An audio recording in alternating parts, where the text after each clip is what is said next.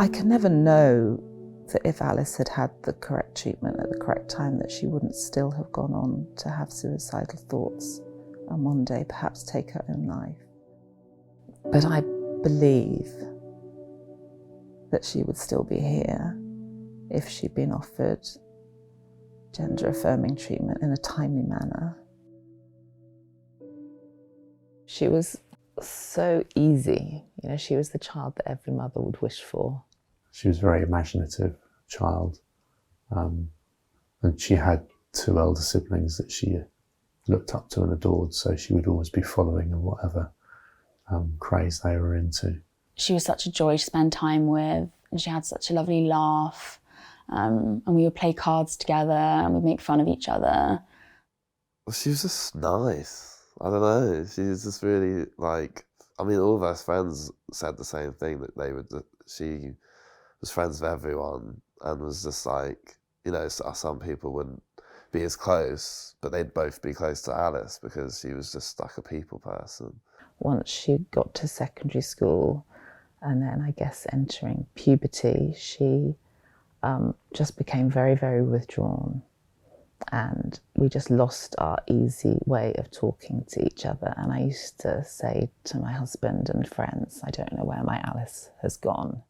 One day I just got this text from Alice where she said that she felt like she was a woman and that she was bi. And when I got the text, it was just a complete surprise. You know, I didn't think that that was going on at all. But I remember just feeling like it was really good news. I was just so excited.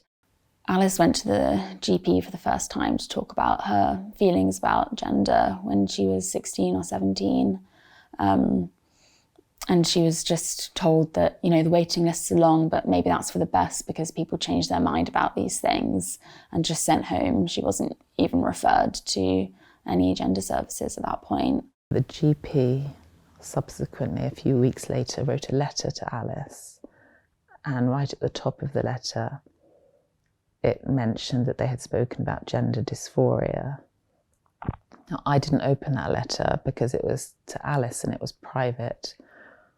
But later, when Alice read it overnight, she'd left it downstairs by the kettle, and in the morning, my husband Peter came down and he saw it.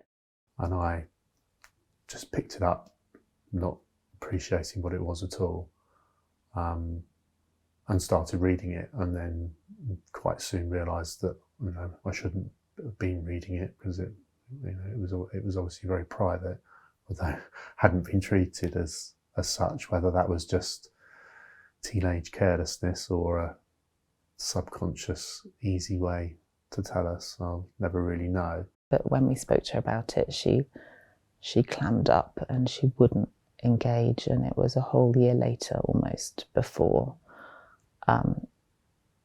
it came out again after her first suicide attempt. She was referred to the Gender Identity Development Service, but we soon realised that because she was going to turn 18 in February, that she wouldn't be seen by them and she would have to go to the adult services at Charing Cross. At that point, we already knew the waiting list was 2 years, but Alice turned 18 in February 2020, and of course, a month later, the world was locked down. In the spring of this year, we started talking about her transition more, and the waiting lists by now for the Gender Identity Clinic were 5, 6, maybe 7 years. And I do question whether her realising that was one of the factors that made her life so unbearable. So the day that we were told about Alice, I was in the house and the doorbell went and there was a policeman at the door. I really, as soon as I saw him, I knew what he was going to tell me. And once he'd stepped in and asked me if my wife was in the house and whether I could get her and we could be together. I knew what he was going to say. We knew that the next thing we had to do was tell our children, which is probably one of the worst things I've ever had to do. I heard a knock at the door, and I remember it was almost 5 o'clock, and I was thinking, it's a bit late for post, but I'll go see who it is. And then I opened the door, and it was my parents standing there. And it's like a 5-hour drive to my house from where they are. And I remember having a second of just being so pleased to see them. Like, it was a lovely surprise. And then obviously I really quickly realised that something must be really badly wrong for them to be there. And then they just kind of blurted it out on the doorstep, and they told me that Alice had killed herself. Yeah, I was in Guatemala. I was actually just about to climb some volcano with my girlfriend. I always knew that, well, she'd attempted it twice before, but I just never thought, I just was kind of naive about it. I just never ever thought it would happen. We're very grateful to the Good Law Project for helping us with the inquests, where we're hoping that it will have a broader scope to prevent future deaths, because we can't get Alice back. But something has to be done to